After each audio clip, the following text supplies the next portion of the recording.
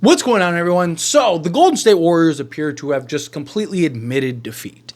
And with that, I'm curious to see what direction do they go, right? Do they just full tank mode, call it a season, and just try to regroup in the offseason and see if they can work something out? Do they go full, tear down and trade Steph and Draymond? I don't necessarily think that'll happen just based on recent comments from Kerr, from Draymond, from Steph. They've kind of seemed like they've accepted, hey, this is the era, this is the wave that we're in. They don't want to see the Golden State Warriors sacrifice their future. Kerr's talked about it now. Draymond was the first one to mention it. Kerr's talked about it now. Steph's talked about it, how hey, they don't want to see them mortgage for just a big swing, and then it doesn't work, and now you're stuck for the next, 7 years, right? Their main three guys in Kerr, Draymond, and Steph Curry, they've kind of appears to have just accepted the inevitable, right? They're done. Their time is over. They're cooked. I'm sure they'll reevaluate in the offseason, kind of see hey, Steph, what do you want to do? Draymond, what do you want to do? And then they'll make the decisions accordingly. But if the Warriors decide to maybe be sellers instead of buyers, they do have a couple pieces that make some sense for the Lakers. Really, two in particular. Obviously, I'd love, Kuminga or things like that. Realistically, you're probably not getting any of those guys. You're not getting a Kuminga, Moses Moody, a Pod, right? The whole point is they want to keep the young guys, right? They want to kind of reshape and have them for the future, save your draft picks, tank and get a good pick this year and all that. That's their plan. That's the direction. So, the idea of Lakers, why don't Lakers go and get a Trace Jackson or a Jonathan Kuminga or something like that? Could we get a Kevon Looney? Sure. Something like that. I could definitely see. He's an expiring contract. Could take a flyer on him. He's an excellent rebounder, right? He's kind of fallen out of favor in with the Warriors. So that could be something that the Lakers pivot if they kind of miss out on all these other kind of big men and centers, right? He'd be kind of towards the bottom for me because you're talking about a guy who's 6'8", 6'9", right? He's not a true center, but he's a guy that could make some sense and still give the Lakers some flexibility if all else fails, right? Let's say you're not able to get, a Vucevic, or you're not able to get some of these other things. Another kind of key point before I get into some of the players that kind of make sense for Lakers, does this take the Warriors out of the Nikola Vucevic conversation? Right? It's just something to keep in mind. Supposedly, based on reports, it came down to the Warriors and the Lakers. And if the Warriors end up bowing out, I would leave just the Lakers. So do the Lakers end up landing Nikola? Is that something that is on the horizon? Just something to kind of keep in mind. Keeping your mental. But diving into the players that I do think could be potential that the Lakers should look at. One right off the bat is reliable and Dennis Schroder, right? So the Warriors can still trade Dennis Schroder. I will say that if any trade were to happen with the Warriors, it would probably be towards the end of the season or at end of the trade deadline, right? At the on the day, February 6th, or right before. I think they're going to wait and see what develops in case that big trade or somebody becomes available, Devin Booker or Kevin Durant or something like that. So they're going to be patient. I don't expect anything today or tomorrow or anytime soon, just something to keep in mind. But I do think as you move closer to trade deadline, do you look to maybe go and pivot and get a Dennis Schroder? They didn't give up a ton to get Dennis Schroder. You could be hey, you want your picks back? You want your seconds back? Here, I'll give you seconds back, get a Dennis Schroder. Now you got that point of attack guy, right? You could literally go Schroder, Austin Reeves, Dorian Finney-Smith, LeBron James, and Anthony Davis. And there you go. You kind of have that. Is that something that maybe the Warriors would be interested in? Is that, kind of hey, we'll kind of help you out, help you recoup assets instead of Schroeder just leaving you in the offseason and that's that, right? And you kind of work something out in that regard. I think that makes some sense, right? And Schroeder has had his struggles with the Warriors, right? Could he kind of revamp himself here with the Lakers? Because I actually think, one, JJ Redick would probably let him just be what he was in, the reason he was so good with the Brooklyn Nets was because he got to be the point guard and he got to basically handle everything, right? He can't really, he's got Steph who, and they're trying to figure, it's a mess over there, and they run a lot through Draymond and all that stuff. So do the Lakers just kind of go here, Schroeder, go be Germany Schroeder, right? And he gets to just go out there and play the way that he is best playing the game, and then be that point of attack, be that pest on the defense side of things. I definitely think that there is an argument to be had there. I think that makes some sense there.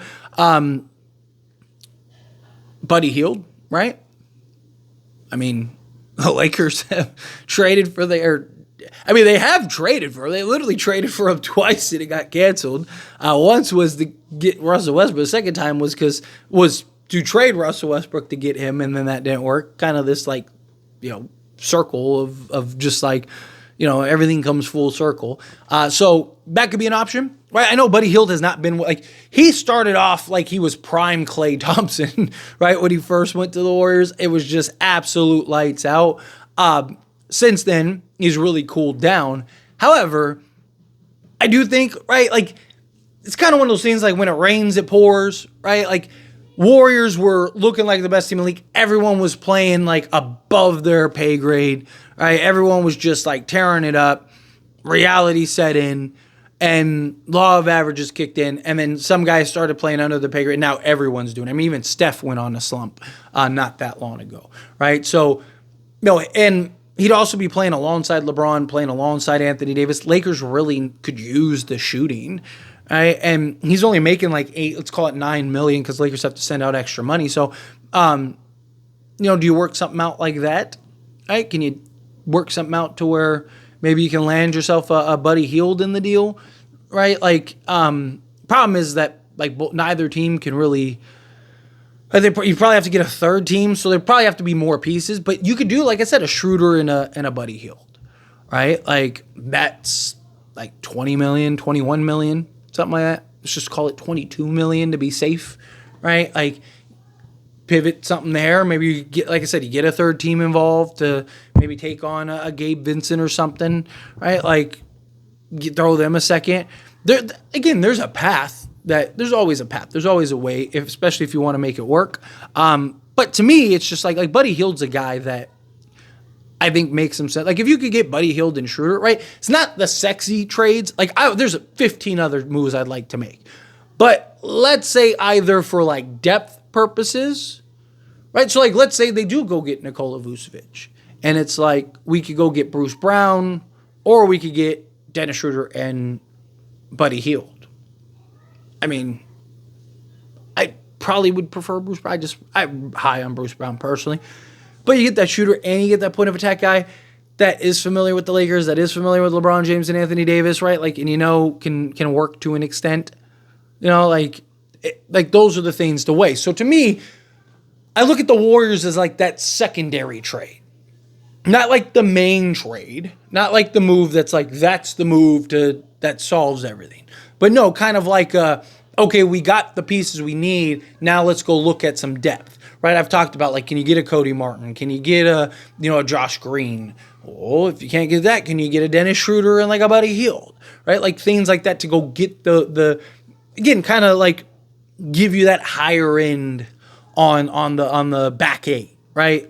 So you have your five, and then you got your 3 to 4 guys off the bench that you're really relying on a regular basis. If you can turn guys that are struggling for you into guys that aren't, because the Warriors have basically just said, hey, we're calling it a season.